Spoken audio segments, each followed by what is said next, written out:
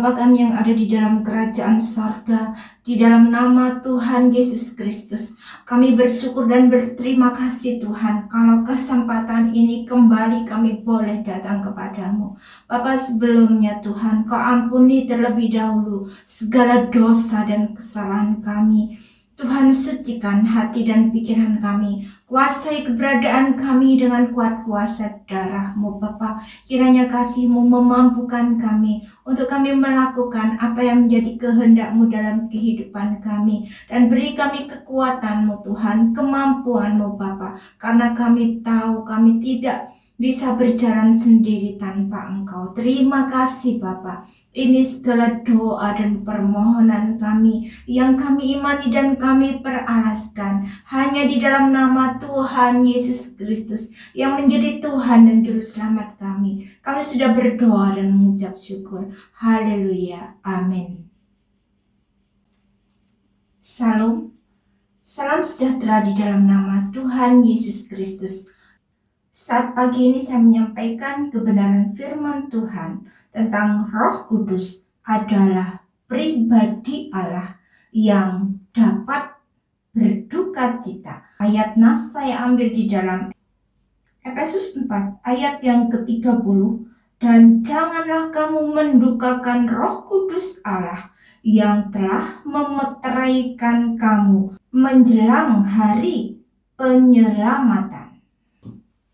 Di dalam Yohanes 20 ayat yang ke-22 firman Tuhan, dan sesudah berkata demikian, ia mengembusi mereka dan berkata, terimalah Roh Kudus. Saudara, adalah rencana Allah agar semua orang percaya, untuk kita orang percaya, supaya kita menerima Roh Kudus. Dan karunia Roh Kudus bukan hanya ditujukan untuk beberapa orang saja, tetapi kepada semua orang yang percaya kepada Tuhan Yesus Kristus, bahwa Dia adalah Tuhan dan Juru Selamat, supaya Roh Kudus menyertai kita dan tinggal di dalam kita sampai selama-lamanya. Dan Roh Kudus rindu untuk masuk di dalam hati kita, orang-orang yang percaya kepadanya. Lihat, aku berdiri di muka pintu dan mengetok. Jikalau ada orang yang mendengar suaraku dan membukakan pintu, aku akan masuk mendapatkannya, dan aku makan bersama-sama dengan dia, dan ia bersama-sama dengan aku. Janji Tuhan adalah ya dan amin. Dan Allah tidak pernah gagal untuk memberikan Roh Kudus kepada orang-orang yang percaya. Karena Allah Bapa di surga memberikan Roh Kudus kepada semua orang yang meminta kepadanya secara berlimpah-limpah.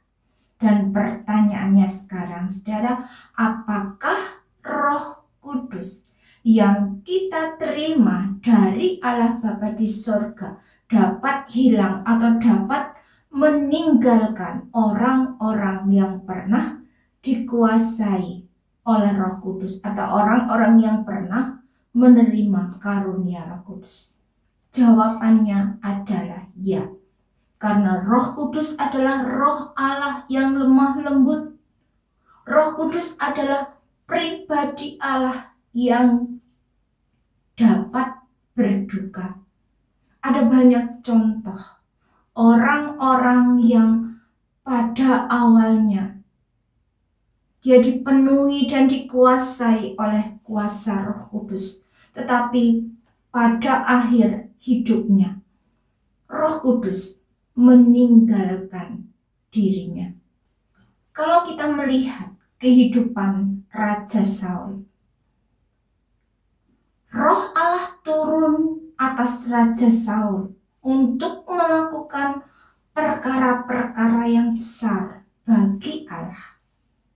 Dan Raja Saul memimpin bangsa Israel maju berperang melawan musuh-musuhnya dan mengalami kemenangan demi kemenangan di dalam kehidupannya.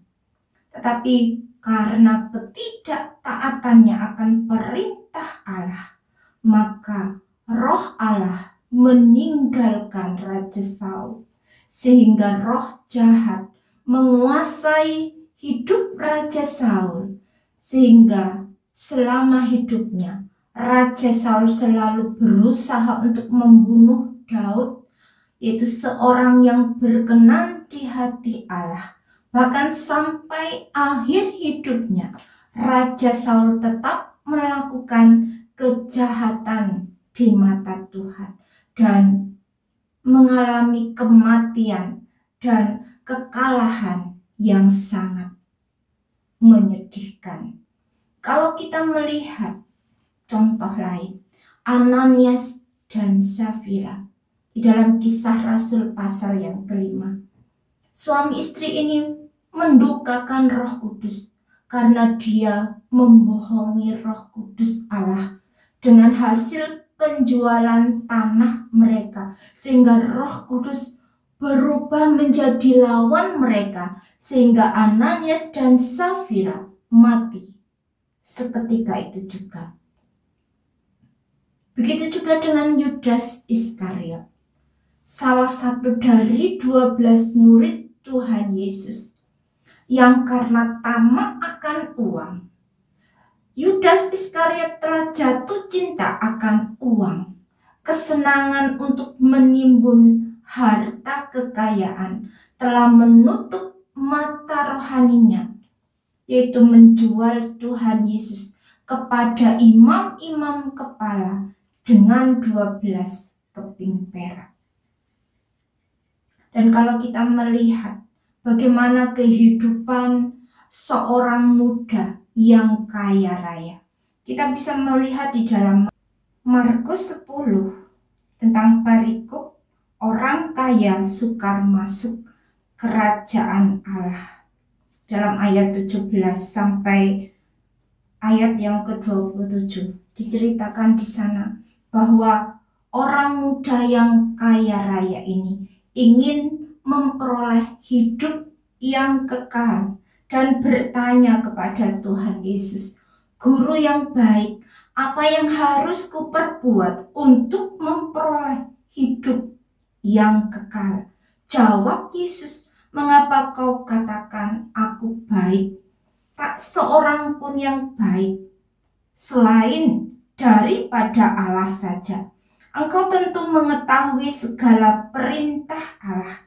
Jangan membunuh, jangan berzina, jangan mencuri, jangan mengucapkan saksi dusta, jangan mengurangi hak orang, hormatilah ayahmu dan ibumu."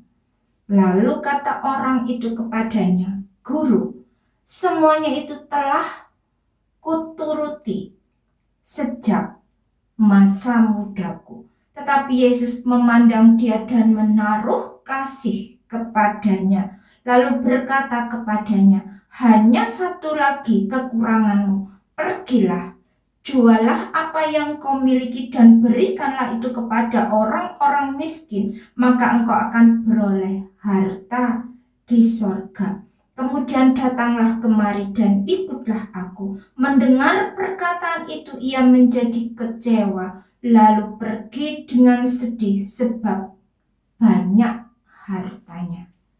Saudara, kekayaan dunia ini telah membuat orang muda yang kaya raya ini sukar untuk masuk ke dalam kerajaan sorga, karena ia lebih berat dengan hartanya yang banyak daripada masuk ke dalam kerajaan Allah. Firman Tuhan katakan, apa gunanya kita memperoleh kekayaan dunia ini, harta benda, popularitas, tetapi jiwa kita binasa. Tuhan Yesus berkata kepada ahli Taurat yang mengatakan bahwa Yesus kerasukan Beelzebul. Di dalam Markus 3 ayat yang ke-23, Yesus memanggil mereka lalu berkata kepada mereka dalam perumpamaan, bagaimana iblis dapat mengusir iblis? Kalau suatu kerajaan terpecah-pecah, kerajaan itu tidak dapat bertahan. Dan jika suatu rumah tangga terpecah-pecah, rumah tangga itu tidak dapat bertahan. Demikianlah juga kalau iblis berontak melawan dirinya sendiri, dan kalau ia terbagi-bagi, ia tidak dapat bertahan, melainkan sudahlah tiba kesudahannya. Tetapi tidak seorang pun dapat memasuki rumah seorang yang kuat untuk merampas harta bendanya apabila tidak diikatnya dahulu orang kuat itu. Sesudah itu barulah dapat ia merampok rumah itu. Aku berkata kepadamu, sesungguhnya semua dosa dan hujat anak-anak manusia akan diampuni, ya, semua hujat yang mereka ucapkan. Tetapi apabila seorang menghujat Roh Kudus, ia tidak mendapat ampun selama-lamanya, melainkan bersalah karena berbuat dosa kekal. Ia berkata demikian karena mereka katakan bahwa ia kerasukan roh jahat. Jadi ahli Taurat ini berkata bahwa Yesus kerasukan roh jahat, dan dalam hal ini Roh Kudus berduka cita, sehingga Tuhan Yesus berkata bahwa orang yang menduka citakan Roh Kudus, dia akan bersalah karena berbuat dosa kekal. Artinya mereka akan menerima penghukuman kekal, baik di dunia ini selama dia hidup di dunia maupun pada masa nanti, yaitu pada masa kekekalan. Dia tidak mendapatkan pengampunan dosa yang daripada Allah untuk selama-lamanya. Terlebih lagi saudara, kalau kita orang-orang yang pernah menerima kuasa Roh Kudus dan kita tahu firman Allah, tetapi pada akhirnya kita menjadi kecewa dan menghina serta melecehkan Roh Kudus, maka kita sudah berada di dalam penghukuman kekal. Sama seperti dengan ahli-ahli Taurat ini, yaitu kita tidak akan mendapat pengampunan dosa, baik selama kita hidup di dalam dunia ini maupun pada masa yang akan datang, karena Roh Kudus akan meninggalkan kita untuk selama-lamanya. Dan Roh Kudus akan melawan kita, bahkan akan membunuh kita. Lalu apa yang harus kita perbuat supaya Roh Kudus tetap menyertai di dalam kehidupan kita, sesuai dengan janji Allah bahwa Roh Kudus diberikan kepada setiap orang yang percaya untuk menghibur, untuk menyertai, untuk melindungi. Dan Roh Kudus akan menyertai kita sampai selama-lamanya. Yaitu kita harus hidup sesuai dengan kehendak Allah, dan kita harus hidup di dalam pertobatan setiap hari. Dalam Efesus pasal yang keempat ayat yang ke-30, dan janganlah kamu mendukakan Roh Kudus Allah yang telah memeteraikan kamu menjelang hari penyelamatan. Segala kepahitan, kegeraman, kemarahan, pertikaian, dan fitnah hendaklah dibuang dari antara kamu. Demikian pula segala kejahatan, tetapi hendaklah kamu ramah seorang terhadap yang lain, penuh kasih mesra dan saling mengampuni, sebagaimana Allah di dalam Kristus telah mengampuni kamu. Inilah kehendak Allah di dalam kehidupan kita, supaya kita tetap hidup penuh dengan Roh Kudus Allah, dan jangan kita memadamkan Roh Kudus Allah.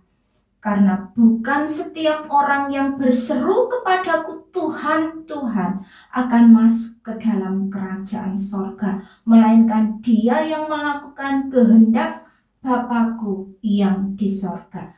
Pada hari terakhir banyak orang berseru kepadaku, Tuhan, Tuhan, bukankah kami bernubuat demi namamu dan mengusir setan demi namamu dan mengadakan banyak mujizat demi namamu juga?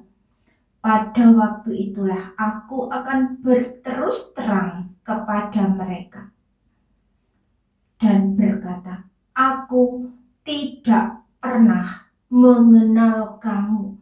Enyahlah daripadaku, kamu sekalian pembuat kejahatan. Saudara, tanpa Roh Kudus kita tidak akan mampu menjalani kehidupan kita di dunia ini. Dengan kekuatan kita sendiri, kita akan mudah terbawa oleh arus. Karena barang siapa yang berbuat jahat, biarlah ia terus berbuat jahat. Barang siapa yang cemar, biarlah ia terus cemar. Dan barang siapa benar, biarlah ia terus berbuat kebenaran. Barang siapa yang kudus, biarlah ia terus menguduskan dirinya. Sesungguhnya aku datang segera, dan aku membawa upahku untuk membalaskan kepada setiap orang menurut perbuatannya. Kiranya kasih karunia Tuhan Yesus menyertai kita sekalian. Amin. Puji Tuhan, Tuhan Yesus memberkati. Bapa kami yang ada di dalam kerajaan sorga, di dalam nama Tuhan Yesus Kristus, kami bersyukur dan berterima kasih Tuhan. Kami sudah membaca merenungkan firman-Mu. Kiranya Roh Kudus Engkau tetap menolong kami, menjaga kami, melindungi kami sampai selama-lamanya. Sampai Tuhan datang pada kali yang kedua, kami tetap didapati setiawan. Tolong kami ya Bapa, kiranya Tuhan kasih-Mu memampukan kami, supaya Tuhan di saat kami berjaga-jaga, di saat kami tertidur, Engkau tetap menolong dan menyertai kami. Terima kasih Bapa. Ini segala doa dan permohonan kami yang kami imani dan kami peralaskan hanya di dalam nama Tuhan Yesus Kristus yang menjadi Tuhan dan Juru Selamat kami. Kami sudah berdoa dan mengucap syukur. Haleluya. Amin.